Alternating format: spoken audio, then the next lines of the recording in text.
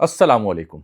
आप देख रहे हैं अजमल जामी ऑफिशियल। आज सोमवार है 9 मार्च 2026, जब बल सुबह ये खुसूसी वीलॉग आपकी खिदमत में पेश किया जा रहा है। रात गए, ईरान को बिलाखिर नया सुप्रीम लीडर, नया राहबर मिल गया। ऐलान कैसे हुआ, कहाँ हुआ, और फिर नए लीडर ने आते ही दो अहम काम क्या किए। ईरानी अवाम ने इस पे किस किस्म के जज्बात का इजहार किया है, और अहम बात ये कि अमेरिका और इसराइल ने नई क़यादत का नाम अनाउंस होने के बाद अगली मिशन स्टेटमेंट भी दे दी है।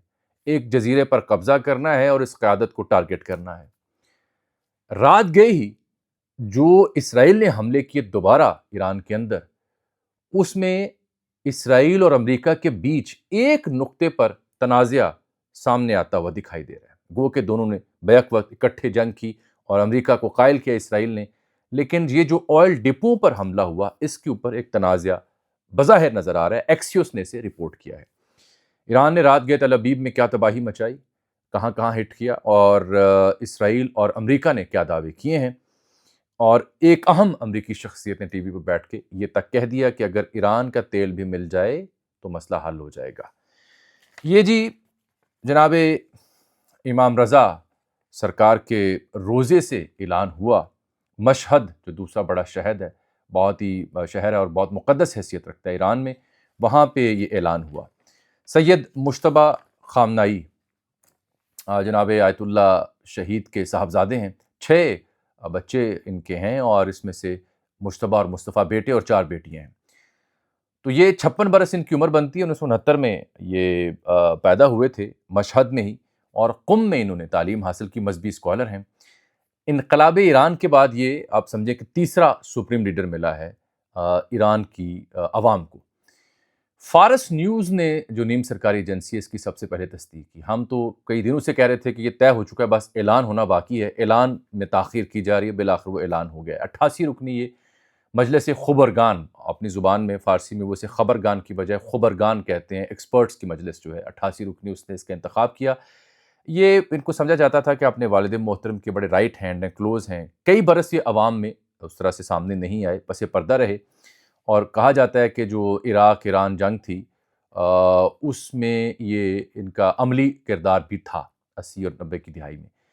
फिर ये जब ऐलान किया गया, उस वक्त जिस शख्सियत ने ऐलान किया, तो सामने जो मौजूद थे लोग, उनके जो जज्बात थे वो देखने वाले थे।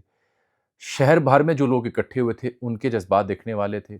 अल्लाह अकबर के नारे लगे वहाँ पे मुसलसल, और पैगाम जो दिया गया इस तायुनाती से, दुनिया भर के अखबार लिख रहे हैं कि इससे एक ही मतलब है, और वो ये कि ईरान अपने मौक़िफ़ से पीछे नहीं हटेगा। ये मुज़ाहमत का इस्तारा है, ये नॉमिनेशन और ये ऐलान। अगर मुज़ाहमत की बजाय किसी और जानिब जाना होता तो कोई और शख्स मुंतखब करती ये जो तंजीम है मुंतखब करने वाली। जब ये इंतखाब हुआ, तो शहर के अंदर जो लोग इकट्ठे थे बाहर इस ऐलान को सुनने के लिए, उन्होंने बड़े अहम नारे लगाए। एक तो ख़ामनाई के हक़ में, और दूसरा मर्ग बा अमरीका, अमरीका की मुखालफत में नारे लगाए उन्होंने। और ये काफ़ी है समझने के लिए अमरीका को और इसराइल को कि ईरान की जो कौम है, क्योंकि वफ़ादारी का हलफ़ भी उठा रही है पासदारान इन्क़लाब ने, उनकी फ़ौज ने भी, और दीगर तमाम लोगों ने ऐलान भी कर दिए। ये काफ़ी समझने के लिए कि ईरान का प्लान ऑफ एक्शन है क्या, इससे भी अंदाज़ा लगा लें कि मामला लंबा चलेगा। रात बड़ी क़यामत ख़ेज़ थी, इसलिए कि देखिए कल भी इन्होंने 30 से ज़ायद जो तेल के डिपो थे तेहरान में, उनको टारगेट किया था इसराइली फ़ौज ने। और जो फड्डा हुआ वो इस तरह से हुआ कि एक्सियोस नामी जो इदारा है, वहाँ पे ये एक रिपोर्टर है डेविड बराक डेविड, इसको मैंने अक्सर ज़िक्र किया, इसराइल अमेरिका के हवाले से ख़बरें लेके आता है। ये 2 ख़बरें लेके आया बड़ी अहम। और एक्सियोस ने ये रिपोर्ट किया है कि जब अमरीकी जो महकमा तवानाई है उसके सेक्रेटरी बात कर रहे थे, तो उन्होंने बताया कि इसराइल ने तेल पर हमला किया, 30 से ज़ायद डिपो जो ईरान में हैं। अमरीका ऐसा नहीं चाहता था।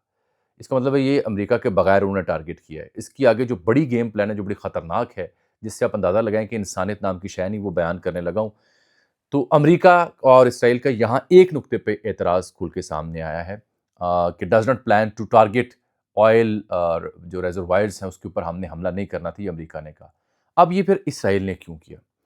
आज भी, यानी जब रात गुजरी है, इस रात भी इन्होंने कई तेहरान के आसपास जो ऑयल डिपो उनको टारगेट किया है।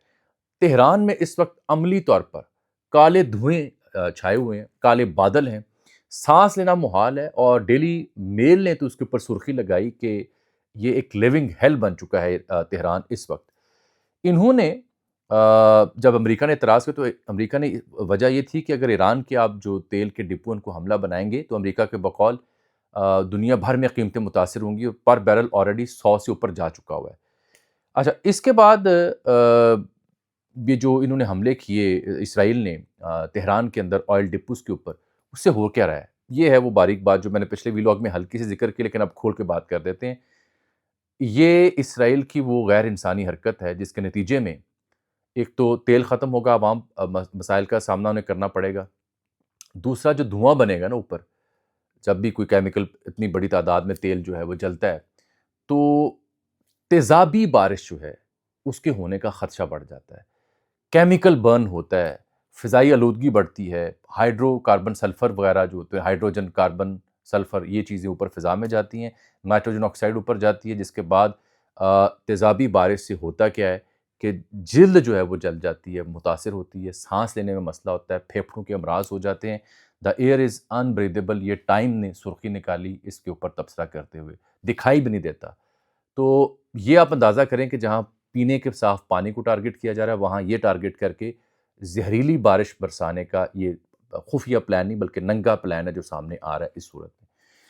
اچھا، میں آپ سے یہ بھی عرض کروں کہ امریکہ کے جو ڈپلومیٹس ہیں سعودی عرب میں، رات گئے ان کے بارے میں بڑے اہم اعلانات آئے کہ وہ یہاں سے نکل جائیں۔ پہلے بھی انہوں نے 1 مارچ کو کچھ غیر ضروری عملہ نکالا، لیکن اب کہا گیا باقی بھی نکل جائیں۔ اس سے سمجھ یہ آتی ہے کہ جنگ لمبی ہونے جا رہی ہے، کیونکہ یہ اسرائیلی ایک ذمہ دار جو تھے ان کے ملٹری کے ترجمان، انہوں نے جب گفتگو کی کل رات تو انہوں نے کہا کہ یہ 6 سے 8 ہفتے اور کئی اور مہینے بھی جاری رہ سکتی ہے۔ تو اسرائیل کی گیم پلان تو لمبا اس میں دکھائی دے رہا ہے۔ روسی جو وزیر خارجہ ہیں ان کا بیان سنانے سے پہلے مشرق وسطیٰ کے ممالک جو تنگ آئے ہیں یہ شاہد ڈرون سے، بیلسٹک میزائل سے، اس کی ڈیٹیل بھی میں آپ کو دیتا ہوں۔ اس کے بعد جو یوکرین کے صدر ہیں زیلنسکی، ان کی ایک کلپ وائرل ہوا، کیونکہ ان ممالک نے جب یہ شاہد ڈرون کے سامنے بے بس ہوئے تو انہوں نے یوکرین سے رابطہ کیا، جس کا بڑا تجربہ ہو چکا ہے روس کے ساتھ 3 سالہ جنگ میں ڈرونز وارفیئر کو دیکھنے کا، کہ جی آپ کچھ ایکسپرٹس بھیجیں۔ تو کل رات زیلنسکی نے جو گزری رات ہے اس بات کی تصدیق کی کہ یوکرین کے جو پہلا ایکسپرٹ بیچ ہے ماہرین کا وہ ہم بھیج رہے ہیں مشرق وسطیٰ میں، کیونکہ انہوں نے ہم سے درخواست کی تھی۔ یہ زیلنسکی نے پہلے بھی ٹرمپ سے بدلہ لیا، یہ کہہ کے کہ یہ امریکہ بھی تنگ ہے، اسرائیل بھی تنگ ہے، مشرق وسطیٰ بھی، کیونکہ ان کا تجربہ اس میں نہیں ہے اور یہ ہمارے تک پہنچ رہے ہیں کہ ہم ان کی مدد کریں۔ یو اے ای کے جو صدر محترم ہیں انہوں نے اسرائیل کے وزیر اعظم سے رابطہ کیا، میں نے پچھلے ویلاگ میں ذکر کیا صورتحال کے اوپر، اب انہوں نے ٹرمپ سرکار سے بھی رابطہ کیا، اگر نہیں کیا ابھی تک تو مسلم ممالک سے نہیں کیا۔ یہی وجہ ہے کہ جو روسی وزیر خارجہ ہیں سرگئی لاروف، انہوں نے ایک ایسا تماچہ رسید کیا امت مسلمہ، مسلم امہ کے نام پہ، کہ کیا عرب ممالک نے اسرائیلی حملے کی باقاعدہ مذمت کی، کیا 170 سے زائد جو بچیاں شہید ہوئیں شجرہ طیبہ اسکول میں، اس کے اوپر وہ یو این میں قرارداد لے کے آئے، کوئی منطق انہیں سمجھ نہیں آتی۔ یہ انہوں نے اعلان کیا اپنی پریس کانفرنس کے دوران۔ اچھا، اب میں ذرا سٹرائکس کی کہانی آپ کو بتا دوں، کچھ ڈیٹا ہے بڑا خطرناک جو ابھی تک سامنے آیا ہے۔ ایک خبر چھاپی ہے ہارٹس اخبار نے، ہارٹس اسرائیل کا ایک بڑا اخبار ہے، نسبتاً سمجھا جاتا ہے کہ ان بٹوین، نہ لیفٹ نہ رائٹ۔ تو ہارٹس نے خبر چھاپی ہے کہ جو جون میں جنگ ہوئی تھی اسرائیل کی 12 روزہ ایران کے ساتھ، تو تب جو نقصان ہوا تھا مالی طور پر اسرائیل کو، اس سے 3 گنا زیادہ نقصان ابھی جنگ کے 8-10 دنوں میں انہیں ہو چکا ہے۔ مثال کے طور پر ہارٹس نے جو ہگائی امیت نامی صحافی، اس کی سٹوری ہے، وہ کہتا ہے کہ راکٹ چاہے ایران نے کم ابھی تک استعمال کیے ہیں لیکن اقتصادی نقصان اسرائیل کو سب سے زیادہ ہوا ہے۔ 2025 اور آپ کا اس نے موازنہ کیا اور اس نے کہا یہ والا ایونٹ مور ویسٹفل ہے پچھلے منگل تک صرف، یعنی آج سے کوئی 6 دن پہلے تک، وہ کہتا ہے بلکہ 8 دن پہلے تک 4000 ہتھیار جو ہیں وہ استعمال کیے اسرائیل نے، جو 2025 جون میں جب 12 دن کی جنگ ہوئی تھی تب کے یہ اس کے برابر ہیں۔ پچھلے منگل تک اسرائیل نے پچھلی جنگ کے برابر ہتھیار استعمال کیے، اب اس سے 8 دن اوپر جا چکے۔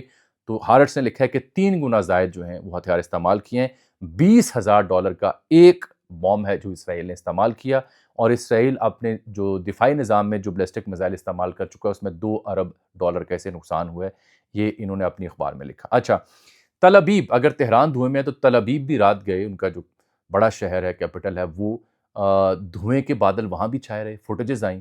ایرانی اسپیکر جو ہیں پارلیمان کے، انہوں نے دعویٰ کیا ہے کہ ہم نے آئرن ڈوم کو ناکام بنا دیا ہے، اب آئرن ڈوم نہیں رہا، دفاعی ٹیکنالوجی جہاں چاہیں ہٹ کر سکتے ہیں۔ رات گئے اگر تہران میں بلیک آؤٹ تھا، اگر تہران کے شہریوں کو وارننگ دی گئی تھی کہ آپ باہر نہ نکلیں، کو ٹارگٹ کرنا ہے، تو تل ابیب میں بھی کچھ ایسے مناظر تھے، وہاں سائرن بجے، انرجی پلانٹ جو ہے وہ ہٹ کیا ہوا ہے، کئی اہم جو مقامات تھے وہاں پہ تل ابیب کے اندر ان کو ٹارگٹ کیا گیا، اور وہاں پہ دھواں اور بخارات اٹھتے دکھائی دی۔ اس کا مطلب ہے کہ وہاں تیل ڈپو کو بھی ٹارگٹ کیے جانے کا خدشہ ہے۔